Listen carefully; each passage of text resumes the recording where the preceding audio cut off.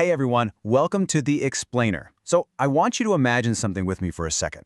Put yourself directly in these shoes. You wake up on, just a completely normal Tuesday. You open your eyes, stretch, look over at the person next to you. But instead of just seeing them, you see this glowing digital countdown timer hovering right above their head. Milliseconds, seconds, minutes, literally just ticking away. You look out the window and you see people walking their dogs, and absolutely everyone has one. You rub your eyes, but nope, the numbers are still there. And then, this absolute terrifying realization washes over you. These ticking timers are showing the exact second of their death. Okay, let's dive into this. So what if you saw death? Really take a moment to let the weight of that settle in. I mean, it's a classic psychological thought experiment, right?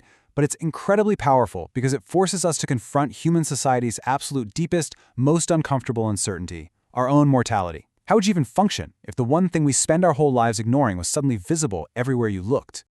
Now, you might be thinking this sounds like a movie, but you wouldn't be a superhero. Hollywood would totally try to spin this into some cool superpower where you run around saving the day in a cape, outsmarting the Grim Reaper at every turn. But the reality is this wouldn't be a cool power at all. You would basically be a walking, breathing existential crisis. It wouldn't be a gift, it would fundamentally shatter the world around you. Part 1. The immediate psychological trauma. Let's talk about the personal, micro-level shock of this ability. The human brain is a totally fascinating organ. It's actually wired to live in this comforting state of soft denial about death. Logically, sure, we all know it happens, but we navigate our daily lives acting like we have all the time in the world. Well, your unique new sight strips that psychological safety blanket away instantly. Let's slow down for a second. 12 minutes. Imagine going about your day and passing a stranger in a coffee shop. They're a short timer. They're just sipping a latte, checking their phone, completely oblivious, but their clock says exactly 12 minutes left. The sudden, paralyzing horror of that realization is something your brain simply isn't equipped to process. And right away, this presents a frantic, almost impossible moral dilemma. Do you stop them from leaving the cafe? Do you make a giant scene? But wait, what if their impending death is a sudden internal health anomaly, like a massive stroke or an aneurysm? If you try to intervene, you might just find yourself holding a stranger on the floor while their clock hits zero, meaning you're really nothing more than a helpless spectator. Then there's the weight of intimacy. Because look, if that's how you feel about a random stranger, imagine the people you love most. Having this sight means looking at your parents, your partner, your best friends, and knowing exactly when they're going to leave you. Every single interaction changes forever. It turns a beautiful relationship into a calculated countdown of remaining dinners, remaining birthdays, remaining conversations. You aren't just living with them anymore. You're essentially watching them fade in real time. Part 2. The logic of the clock. Fixed versus fluid. So the entire nature of your burden actually depends on one massive puzzle. Can your actions change the numbers you see? On the left side here, we have a fixed timeline, which is totally deterministic. And on the right side, we have a fluid timeline governed by the butterfly effect. Basically, is your reality one of unchangeable fate, or is it one of exhausting manipulation? Let's break down exactly what both of these outcomes mean for you. Let's explore the fixed timeline first. If the timers are absolute and unchangeable, your choices literally do not matter at all. Let's say your friend has a timer of 3 days. You decide you're going to outsmart the universe, right? You lock them in a perfectly safe, highly secure padded bunker. Well, what happens? Because the timeline is fixed, at exactly 0, they might just choke on a straight peanut you accidentally left in there, or maybe suffer a sudden, completely unexplainable cardiac arrest. It highlights the absolute absurdity of a fixed timeline. Fate always wins, and you're just along for the ride. But what if the timeline is fluid? Okay, step 1, you see a speeding car and push someone out of the way.